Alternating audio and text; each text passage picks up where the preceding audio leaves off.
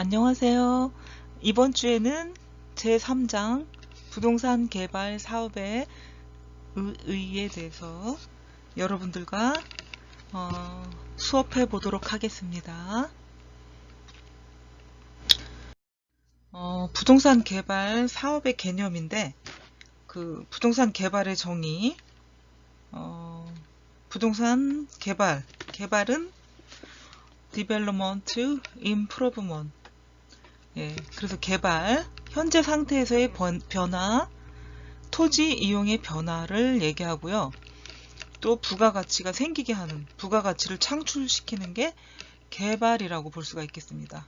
수익이나 이익, 이윤이 창출되게 하는 게 부가가치인데, 개발도 부가가치를 창출하는 일이다 라고 여러분들이 알아두시면 되겠습니다.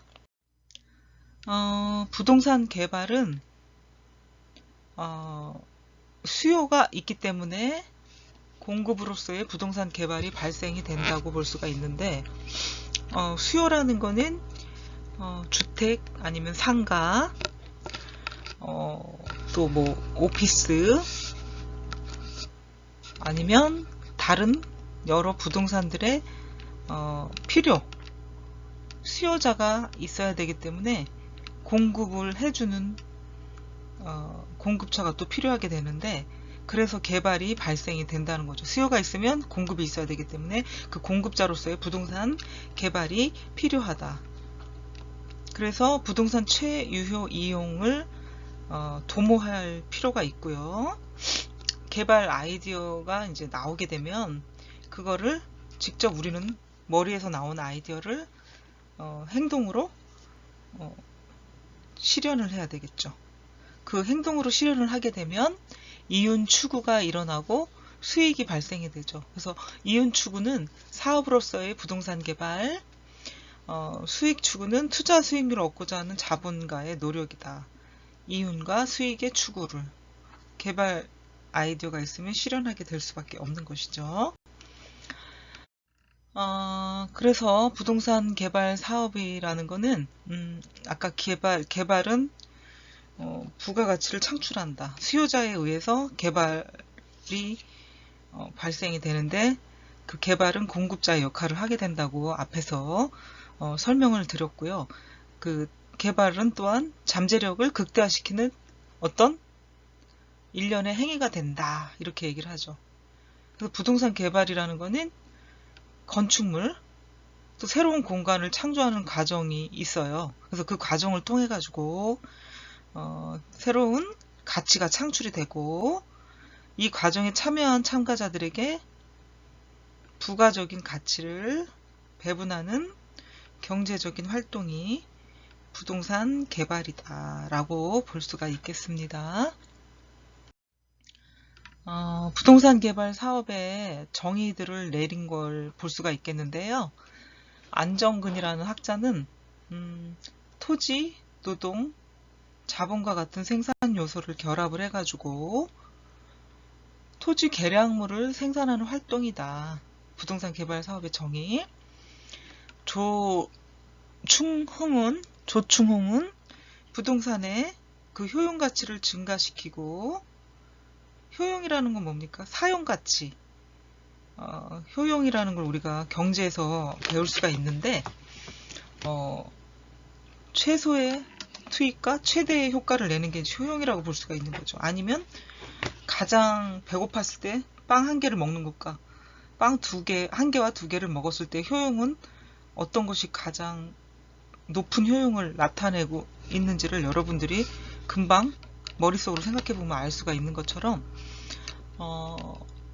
어떤 가치를 창출시킬 때 그 효용이 얼마가 되느냐, 빵을 한 개를 먹었을 때냐, 두 개를 먹었을 때냐, 세 개를 먹었을 때냐, 그거를 생각해 보면 답이 나온다고 볼 수가 있겠죠. 효용 가치를 증가시키고 가치를 창출하는 정상적인 경제 활동이다. 강남대 노태욱 교수는 부동산 개발은 벽돌, 시멘트로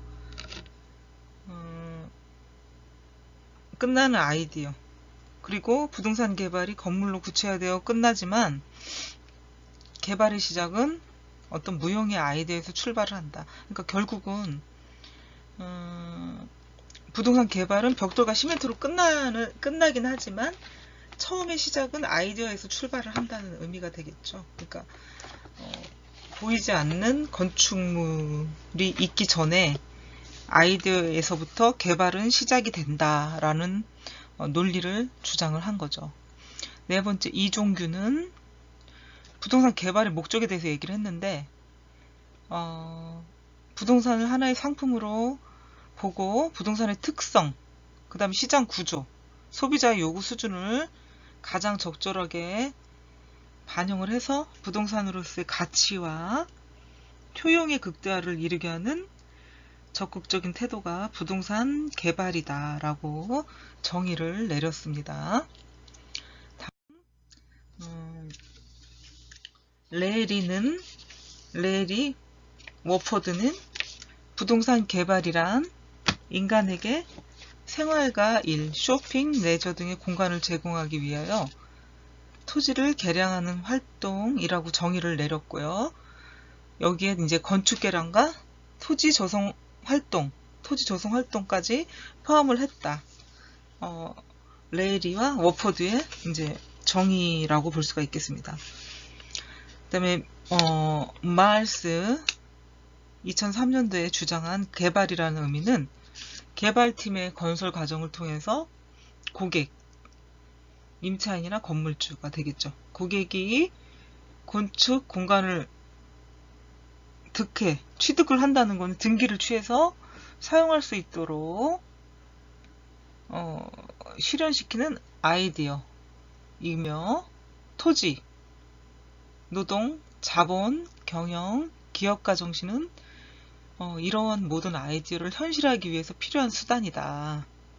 또한 사용 가능한 공간에 이런 서비스를 제공함으로써 가치가 창조되고 고객이 완성한 건축물을 통해 가지고 목표한 이익을 누릴 수가 있도록 한다. 그래서 이렇게 목표한 이익을 누릴 수 있게 하기 위해서는 뭐가 필요하냐? 공간, 시간, 서비스 이런 것과 여러 가지 복합체가 필요하다. 마을스가 주장을 한 겁니다. 일곱 번째는 부동산 개발 사업. 2001년도에 부동산업에 있어서 개발 사업이라는 것은 택지 조성 및 건물을 신축해서 분양하고 토지에 부과된 부가가치로부터 수익을 얻는 사업을 말하고요. 그 내용은 개발 공급 계획의 수립, 관계 권리자의 조정, 용지 보상, 공사 감리, 보상 절차 등을 포함한 광범위한 영역을 갖고 있습니다.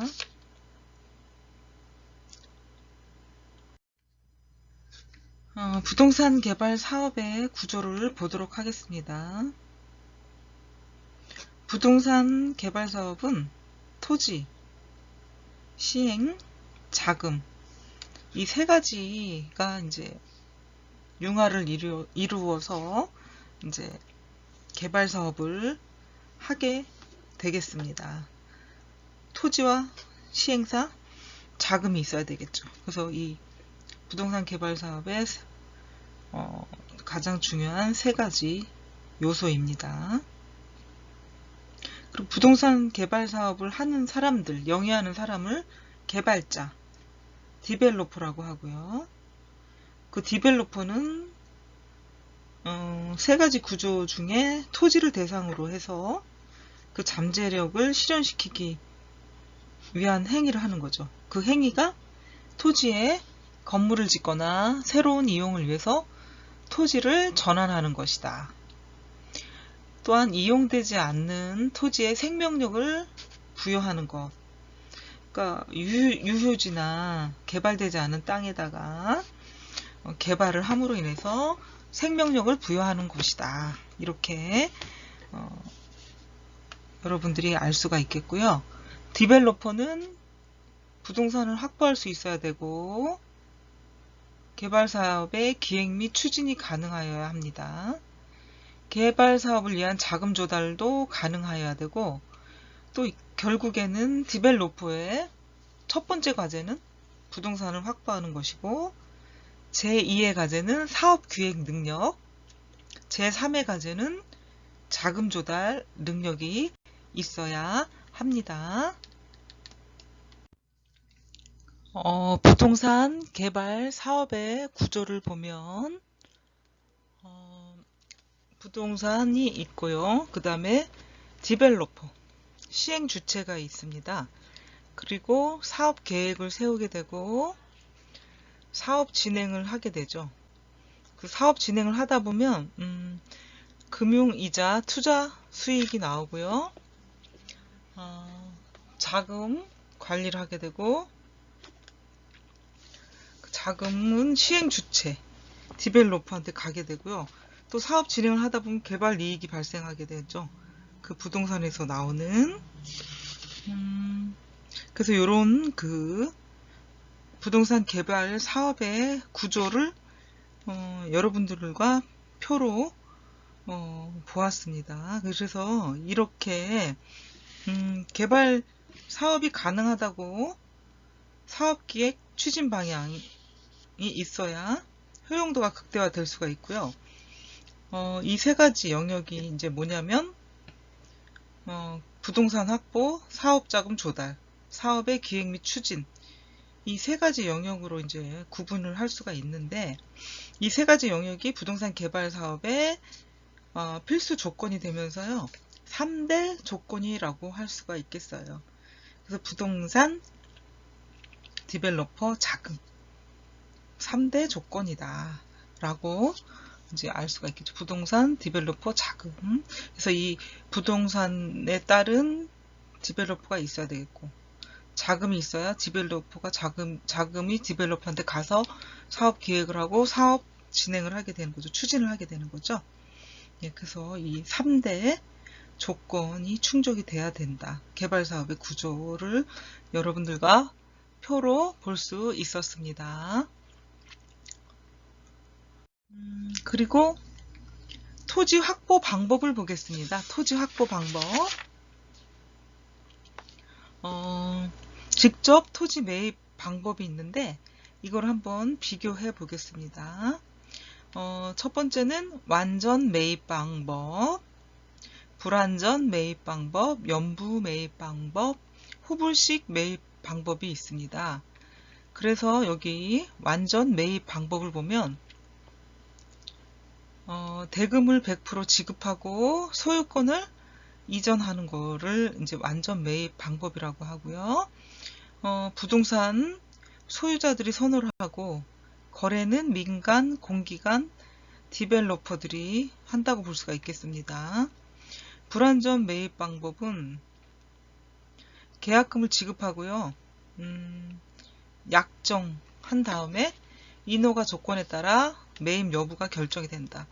인허가가 나지 않는 것을 살 수는 없겠죠. 땅을 매입할 수가 없겠잖아요. 그러니까 이 토지를 약정 후 인허가 조건에 따라 매입을 할 건지 안 할 건지 결정을 하고 상호 협의를 합니다. 합의를 하고요. 이런 거래는 민간과 디벨로퍼에서 다 이루어진다고 볼 수가 있겠습니다. 연부 매입 방법을 보겠습니다.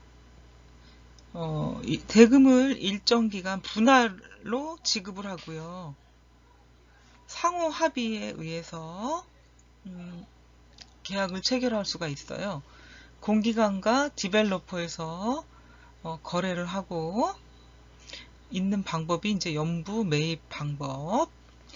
후불식 매입 방법을 보도록 하겠습니다.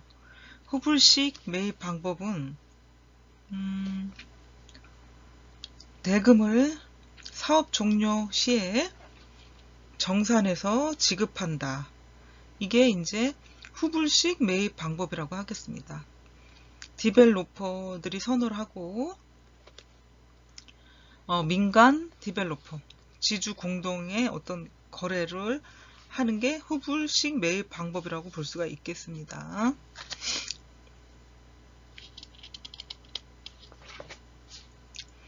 그래서 이 중에서 대부분의 디벨로퍼는 초기 비용을 최소화하는 방식을 선택하려고 하기 때문에 후불식 매입 방법, 연부 매입 방법, 불완전 매입 방법, 완전 매입 방법 순으로 이제 선호를 하게 돼요.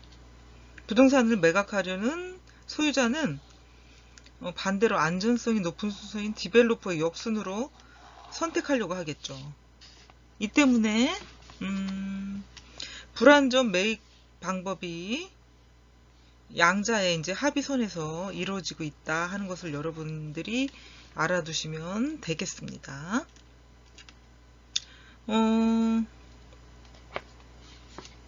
그 연부 매입 방법은 개인 간의 거래에서 하는 것보다는 토지를 조성하는 국가나 공기업 등이 공급할 때 이루어지는 거래 방식이고요. 후불식 매입 방법은 거의 이루어지지 않지만 지주 공동 사업에 있어서 이루어지는 방법이기도 합니다. 그리고 부동산 확보 방법으로는 두 번째 방법인데요. 소유자로부터 개발을 위탁받는 방법이다. 소유자로부터 개발을 위탁받는 방법이고요. 부동산 소유권을 명의신탁하는 방법인데 디벨로퍼에게 명의를 이전하고 사업 종료 시에 이에 대한 보상을 보장받는 방법이다. 개발을 위탁받는 방법. 개발 신탁이 대표적인 형태입니다. 이때 이제 부동산 신탁회사는 계약 시에 수익증권을 발행을 하고요. 부동산 소유자에게 일정 수익을 약정을 하기도 합니다. 또 부동산 개발 신탁 이외에도 전문 디벨로퍼에게 의뢰하는 경우도 있고요. 또 우리나라에서는 신뢰성 때문에 쉽게 선택하지 못하거나 또는 전문 디벨로퍼가 많지 않은 관계로 흔하게 이용이 되지는 않습니다. 신뢰성 문제가 가장 크다고 볼 수가 있겠죠. 그래서 신탁회사에 맡기는 방법이 더 널리 이용이 된다고 볼 수가 있어요. 그리고 부동산 확보 방법의 세 번째 부분은 부동산 소유주와 디벨로퍼가 공동으로 개발하는 방법입니다. 부동산 소유주는 소유권을 유지한 채 개발 기획, 자금 조달, 설계, 인허가, 시공, 분양, 입주, 정산 등 모든 과정을 디벨로퍼에게 이임을 하고 사업 종료 시 일정 지분을 분배하는 방법입니다. 토지 매입 방법의 비교를 배웠고요. 두 번째는 개발 위탁하는 방법, 그리고 세 번째는 부동산 소유주와 디벨로퍼가 공동으로 개발하는 방법, 이렇게 해서 세 가지가 있다고 볼 수가 있겠습니다. 직접 매입 방법, 위탁 방법, 개발하는 방법, 공동개발, 이렇게 해서 세 가지가 있다고 여러분들과 배워봤습니다. 자금 조달 방법을 배워보도록 하겠습니다. 자금 조달은 자기 자본에 의한 직접 조달과 타인 자본에 의한 간접 조달이 있습니다. 크게 두 가지가 있어요. 자본 조달은 자기 자본에 의한 조달 방법에는 주식, 채권 등을 발행해 가지고 직접 조달하는 방법과 그 다음에 디벨로퍼가 직접 투자한 자금 뭐 이런 것들이 직접 조달 방법이 되겠죠.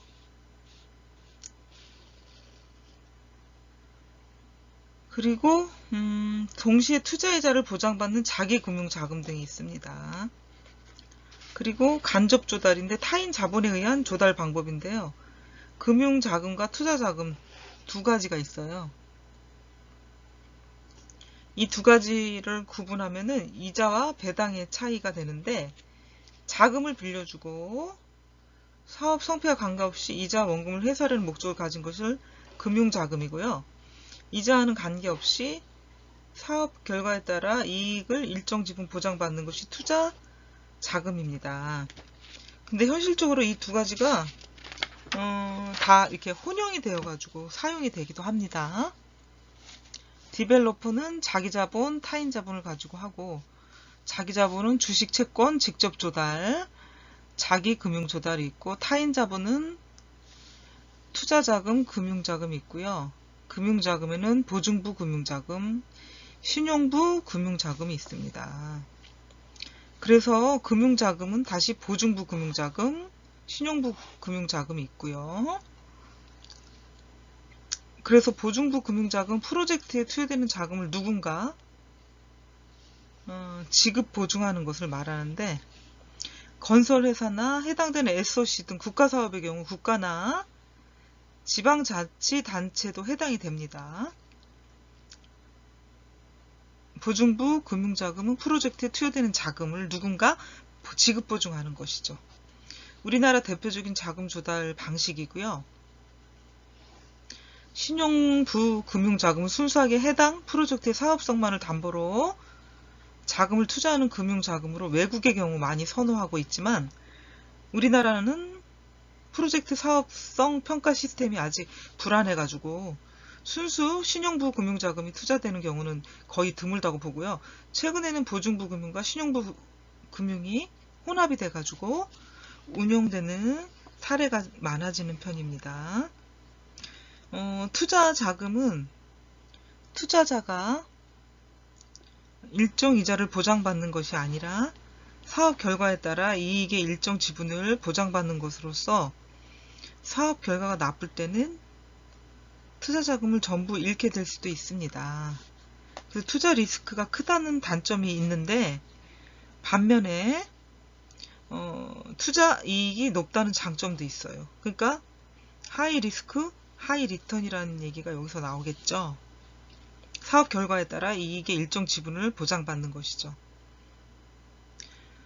그리고 타인 자본의 형태로 우리나라에서 조달 가능한 방법은 부동산 신탁 상품, 은행권의 금전 신탁, 보험, 공제회, 연금, 연기금 자금, 리츠, ABS, MBS, CRV 등이 유가증권형 펀드, 사설펀드 등이 있어요. 그래서 이에 대한 구체적인 설명은 나중에 하는 것으로 하겠습니다. 그래서 이제 디벨로퍼는 이런 자금에 대한 지식과 노하우를 겸비해야 되고요. 또 적재적소의 경제적인 자금 조달이 가능해야 됩니다. 자금이 있어야 이제 사업이 진행이 되기 때문이죠.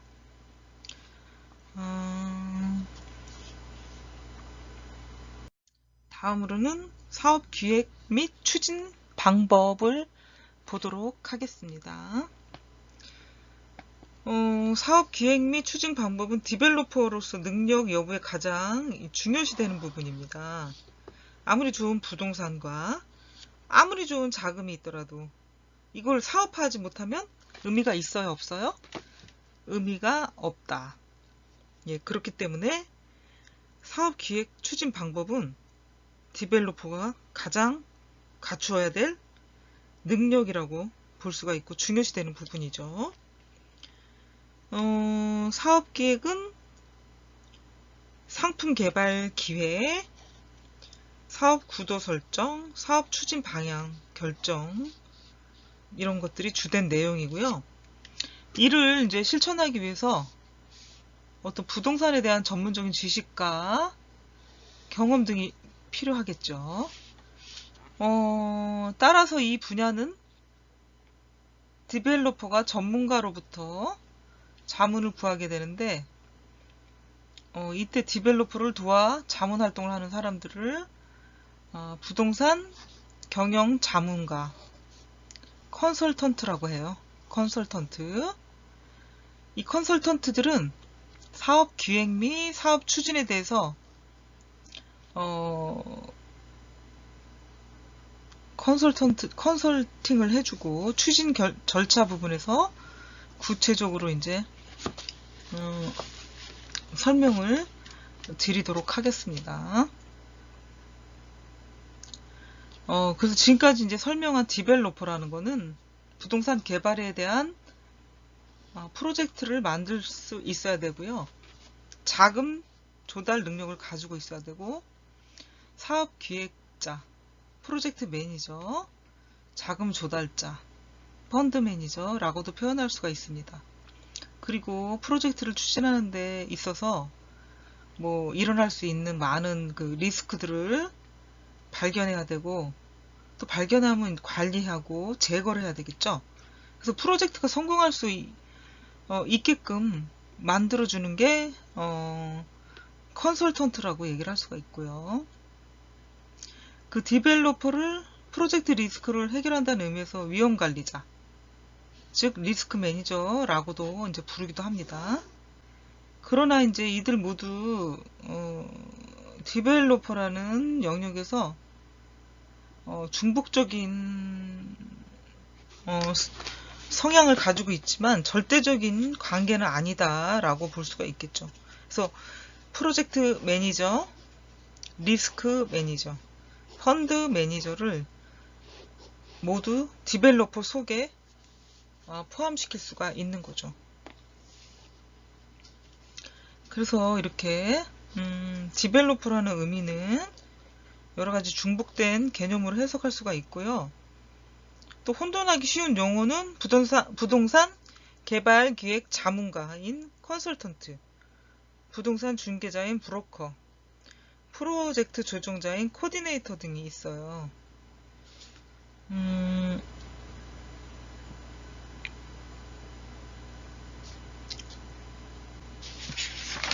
그리고 컨설턴트는 개발 사업을 추진하는 데 있어서 사업 기획 분야를 디벨로퍼에게 전문적으로 자문하는 역할을 하기도 합니다. 그래서 대표적인 분야를 보면 개발 기획 컨설팅, 감정평가 컨설팅, 설계 컨설팅, 시공 컨설팅, 재무 컨설팅, 법률 컨설팅, 세무 컨설팅 등이 있습니다.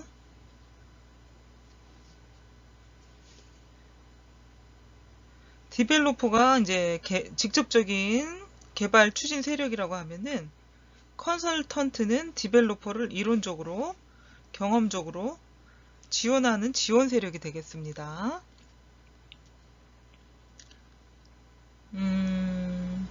브로커는 부동산 소유주와 디벨로퍼를 연결하거나 디벨로퍼와 자금주를 연결하는 중간 소개자이고요.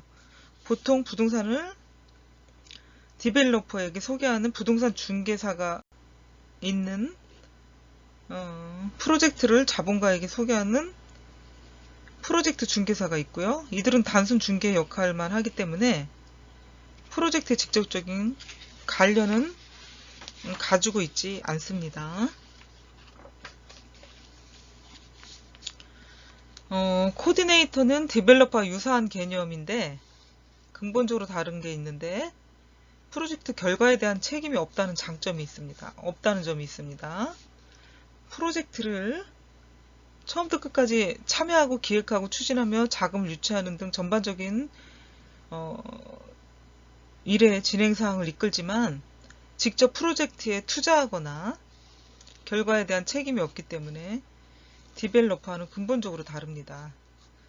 우리나라에서는 코디네이터가 거의 없다고 볼 수가 있고요. 컨설턴트와 브로커가 많은 편이고요. 이들의 영역이 코디네이터로 확대되고 있다는 점이 특이합니다. 장점도 있겠지만 전문적이지 못하다는 게 단점이고요. 코디네이터의 양성이 시급하다고 볼 수가 있겠습니다.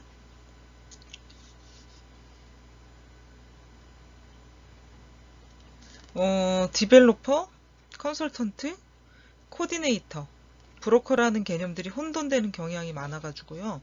영역별로 충돌을 빚거나 오해를 야기하는 경우가 더러 있습니다.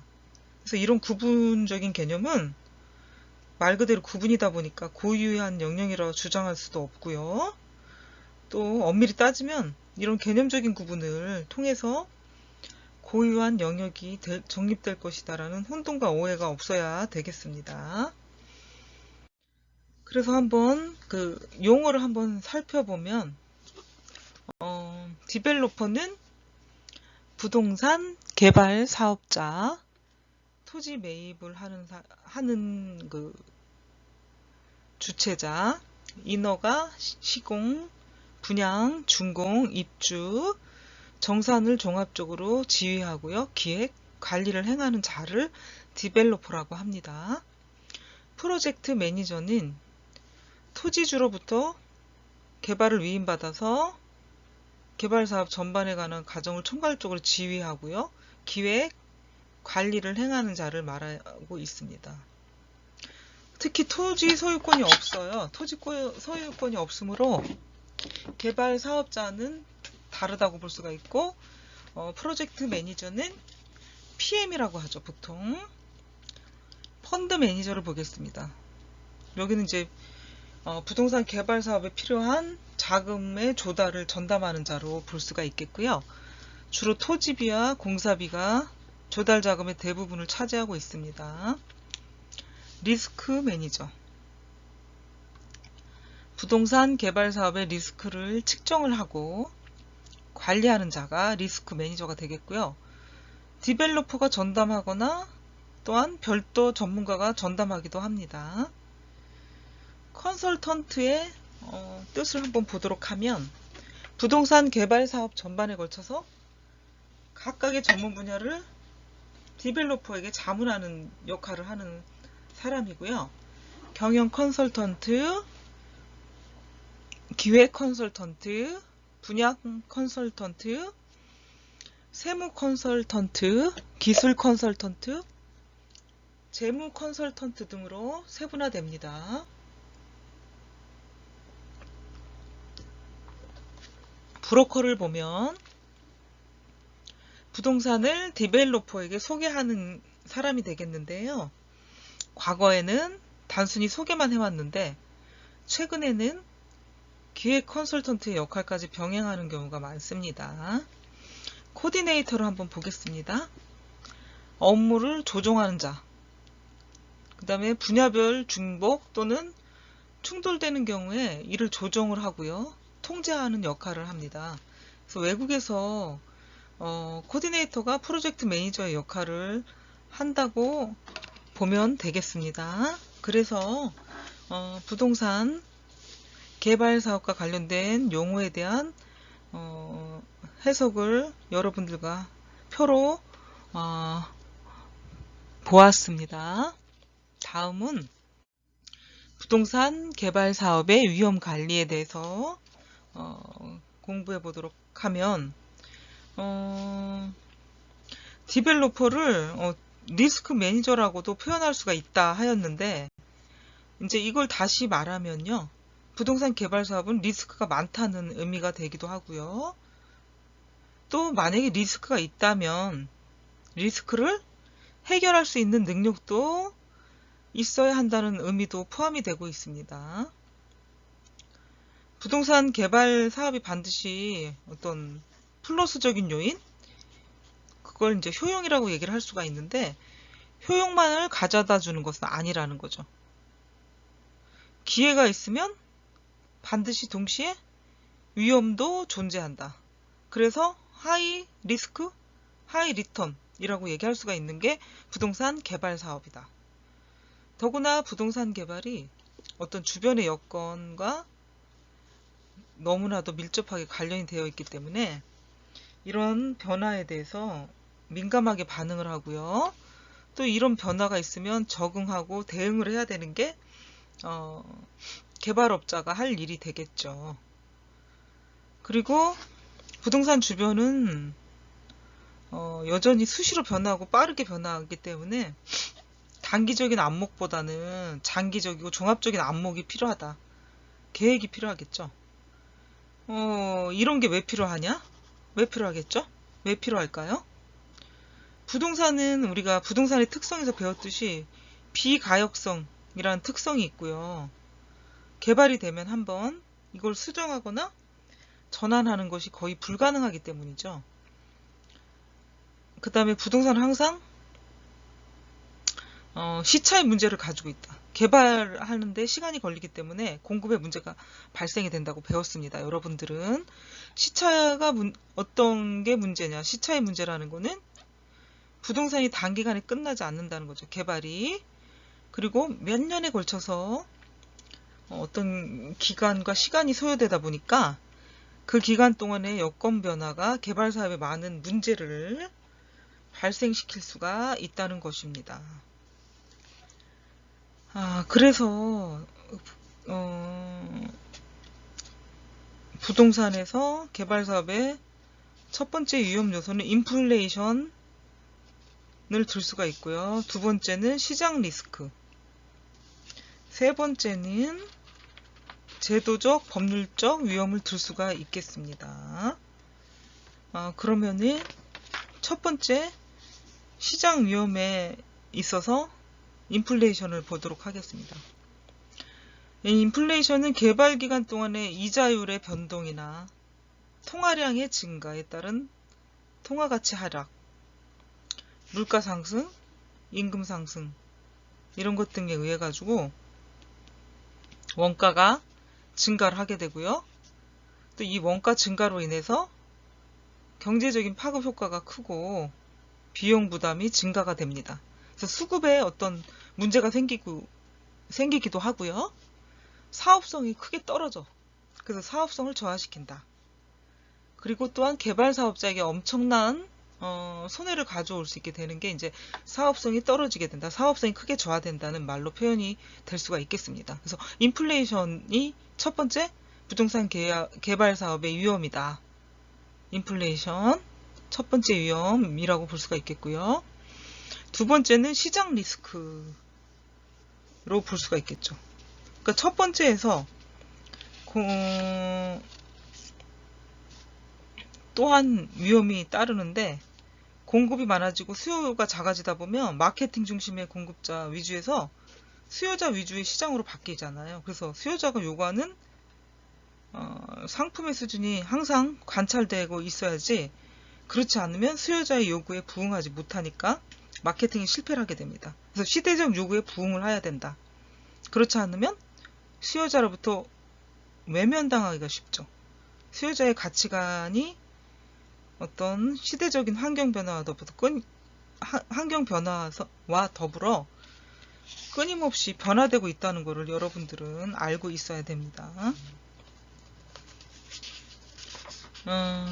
위험 요소가 이제 시장 리스크 두 번째 이야기를 제가 했던 거고요.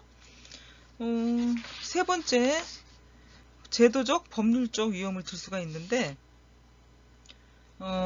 개발 과정 중에 해당 지역의 개발에 관한 법률이 바뀌거나 제도적 여건이 변화가 되면은 위험할 수가 있겠죠. 그러니까 여건이 호전되었을 때 개발을 하면 개발 방향도 호전적인 측면으로 가지만 이미 진행 중인 개발 사업은 어떤 수정을 하거나 전환하기가 매우 어렵기 때문에 개발의 효율성, 개발 이익의 극대화를 가져오기가 힘들다는 거죠. 법률적, 제도적 여건이 변하게 되면. 그래서 이런 세 가지의 어떤 위험 요소, 인플레이션, 시장의 리스크, 제도적, 법률적 위험 등 이 세 가지 요소들이 서로 상호작용을 하기 때문에 한 가지 위험에만 집착해서는 안 되고요. 어떤 유기적인 관계를 관찰하고 깊이 있게 아니면 수시로 관리하고 모니터링해야 될 필요가 있겠다고 볼 수가 있겠습니다. 그리고 또 이런 그 위험 요소들이 지역 환경과 개발 대상에 따라 다양하게 위험이 존재할 수도 있고요. 그래서 해당 프로젝트별로 리스크 분석과 관리 방안이 필요하다고 볼 수가 있겠습니다. 그래서 이제 부동산 개발 사업을 펼치는 데 있어서 위험을 좀 최대한 최소로 줄이고 회피할 수 있는 능력을 갖추는 건 당연하고 필수적이라고 할 수가 있겠습니다. 이래서 이제 부동산 개발 사업을 한다, 부동산을 개발한다, 이런 데 있어서는 이제 단순히 부동산에 대한 지식과 이론만 가지고는 힘들다고 볼 수가 있겠죠. 굉장히 고난이도의 사업이고, 다양하고 다각화된 지식과 어떤 다양한 분야를 적응하고 알 수 있는 사람만이 할 수 있기 때문에 다양한 전문가들도 또 필요하다고 볼 수가 있겠습니다. 그래서 부동산 시장을 통찰할 수 있는 능력이 있고요. 미래 환경의 변화에 대해서 예측할 수 있는 능력도 있어야 되고, 사업적인 관점에서 볼 때 부동산을 보유하고 매매하고 개발하는 어느 시점과 방법이 가장 유리한지를 판단할 수 있는 능력과 제도, 법률적으로 개발할 수 있게 유리한 환경을 조성할 수 있는 기회를 가져야 되겠죠. 그래서 부동산 개발에 필요한 능력이 전문적이고요, 종합적이어야 된다. 그래서 전문적이고 종합적이지 못하면 위험관리에 어려움이 있고요. 이런 위험관리는 이론과 경험을 동시에 요구하는 것이기 때문에 부동산 개발 사업이 오랜 경험과 풍부한 이론을 동시에 필요로 한 아주 고차원적인 분야라고 할 수가 있겠습니다. 그러니까 많은 경험과 이론, 이런 것들이 필요하겠죠. 그래서 부동산 개발을 함에 있어서 효율성을 최우선하기 전까지 갖가지 어떤 위험이 있는데, 이런 것들을 다 피해 나갈 수가 있어야 되겠죠. 그래서 이런 것들을 다 해결할 수 있어야 진정한 부동산 개발 사업이 되는 것이라고 할 수가 있겠습니다. 그러니까 위험 회피적인 요소를 다 가지고 있어야 좋겠다고 할 수가 있겠죠. 그래서 그 부동산 개발 사업의 위험 관리, 세 가지 위험은 인플레이션, 시장 리스크, 제도적, 법률적 위험이라고 볼 수 있겠고요. 다음은 부동산 개발 사업의 기초 이론을 해보도록 하겠습니다. 부동산이 이제 과거처럼 단순한 보유나 이용을 하는 차원이 이제 넘어섰어요. 이제는 그 적극적이고 어떤 전략적인 개발이 필요하다고 볼 수가 있어요. 근데 부동산 개발하는 그 이유는 더 크고 높은 효용을 만들기 위해서 이제 개발이 이루어지는 건데, 이 부동산 개발 사업을 추진함에 있어서 어떤 필요한 전문적인 영역이 어떤 게 있을까? 그리고 부동산 개발 사업에 절대적인 영향을 미치는 전문적인 영역은 다양하고 광범위하다라고 볼 수가 있어요. 부동산 개발이 단순히 용도 전환의 개념으로 이해한다면 별로 어렵진 않은데, 효용의 극대화, 최유효 이용이라는 측면에서 접근하고 있을 때는 어떤 사업적인 의미가 있겠죠. 그래서 경제 경영적 영역까지 포함을 한다. 그래서 이 부동산 개발이라는 거는 단순하거나 그렇게 간단하지가 않다는 거죠. 그래서 부동산 개발 사업과 관련된 영역을 보면은 조사 분석론이 있고요. 법규, 마케팅, 재무론, 회계, 세무, 기술과학론, 부동산론, 통계학 등 이런 범위가 굉장히 넓게 분포가 되어 있다는 거예요. 부동산 개발은. 그래서 기초 이론들을 겸비해야 부동산 개발을 할 엄두가 난다. 아니 본인이 모른다면 이런 전문가들을 고용을 해서라도 반드시 사업을 하겠다. 이런 의지가 있다면 전문인을 고용을 할 수도 있겠다고 볼 수가 있겠습니다. 부동산 개발업자의 지식적 기반 그리고 범위가 굉장히 넓다는 것을 알 수가 있겠고요. 동시에 이론적 경험적으로 다양한 참여가 요구가 되고 직간접적으로 부동산 개발 사업과 관련된 학문과 지식이 존재한다. 그리고 이를 탐독해서 실무에 반영하기가 쉽지가 않다라고 봅니다. 그래서 이제 부동산 개발 사업과 관련된 여러 이론과 관련성이 있는 것들을 좀 구체적으로 살펴보도록 하겠습니다. 조사 분석 통계론을 보겠습니다. 조사 분석 통계론. 내부적 환경, 외부적 환경, 그 다음에 내부 분석, 입구 외부 분석, 법률 분석, 상권 분석, 부동산 분석이 있습니다. 예, 그래서 내부적 환경을 봤을 때, 내부적 환경은 부동산이 가지고 있는 특성과 잠재력을 평가하는 것이다. 부동산의 특성은 고정성이죠. 고정성. 움직이질 않아요. 근데 이제 이런 부동산 개발 사업은 부동산의 어떤 특성을 바꿔놓기도 해요. 어떻게? 부동산을 유동화시키는 것. 부동산은 생명을 가진 물체와도 같다. 그다음 용도가 있고 특성이 있고 모양새가 있기 때문에 소유자가 있고 법률적인 권한도 있습니다.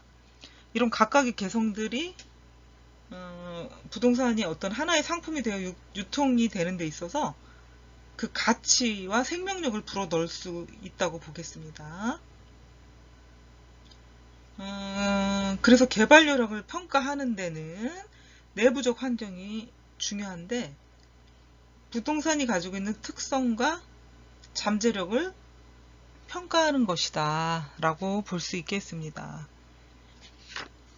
그게 뭐냐? 부동산의 외부적인 환경, 즉 부동산 주변 환경을 분석하는 게 우선적으로 필요한데 부동산의 주변 환경을 분석하는 건 이제 위치, 어디에 있냐, 면적, 뭐 크기나 넓이, 구조, 네모 반듯하냐, 뭐 삼각형이냐, 뭐 이런 것들, 그 다음 규모, 권리가 누구에게 있는지, 어떤 권리를 행사할 수 있는지, 가치는 어떻게 되는지, 이런 것들이 이제 부동산이 가지고 있는 고유의 특성이다라고 볼 수가 있는데 이런 것들을 분석하는 게 내부적 환경이다 그랬거든요. 그러니까 내부적 환경을 알기 위해서는 주변 환경을 분석하는 게 필요하다라고 했습니다. 외부적 환경을 이제 분석을 해 보려고 치면 해당 부동산의 주변 환경,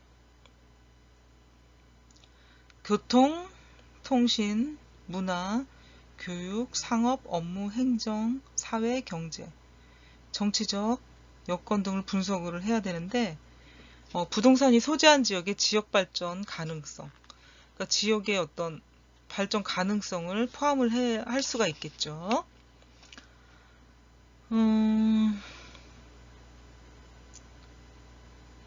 그리고 이를 좀 더 이제 구체적으로 표현하면 내부 분석이 가능한데요. 여기서는 어떤 용도로 쓸 건지 용도 분석, 구조 분석, 가치 분석, 권리 분석 등이 있고요. 외부 분석으로는 입지 분석, 상권 분석, 법률 분석, 성장 경쟁, 시장 경쟁 분석이 있습니다. 그래서 3번, 4번이 뭐냐면 3번은 용도 분석, 구조 분석, 가치 분석, 권리 분석. 4번은 입지 분석, 상권 분석, 법률 분석, 시장 경쟁 분석. 이게 다 합쳐져서 분석의 8원칙이다 라고 볼 수가 있겠고요. 법률 분석을 한번 보도록 하겠습니다. 이거는 이제 용도 분석과 권리, 입지 분석으로 볼 수가 있겠는데 이 5번 분석과 함께 상권 분석이 부동산 분석의 5원칙이 되겠죠. 상권 분석, 시장 경쟁 분석이 모두 입지 분석으로 통합을 해가지고 5, 6번은 부동산 분석의 5원칙이 되겠죠. 용도, 권리, 입지, 상권, 시장, 경쟁 분석. 이거는 부동산 분석의 5원칙. 7번째는 부동산 분석과 사업 분석이 추가되는데, 사업 분석은 어떤 사업 환경 분석과 사업성 타당 분석으로 이제 구분이 돼요. 그래서 이를 포함해서 부동산 개발 사업 분석의 10원칙이다 얘기를 하는데, 5번, 6번, 7번. 5번은 용도 분석, 권리 분석, 입지 분석. 6번은 상권 분석, 시장 분석, 시장 경쟁 분석. 그 다음에 7번은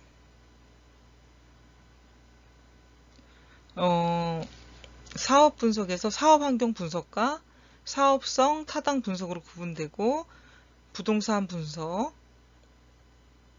그래서 부동산 개발 사업 분석이 10원칙이 되겠습니다. 그래서 오늘은 그 부동산 개발 사업의 의의에 대해서 배워봤고요. 부동산 사업 개발 사업의 의의 중에서 조사, 분석, 통계론까지 수업을 하도록 하겠습니다. 여러분 수고하셨고요. 다음 시간에 여러분들과 만나 뵙도록 하겠습니다.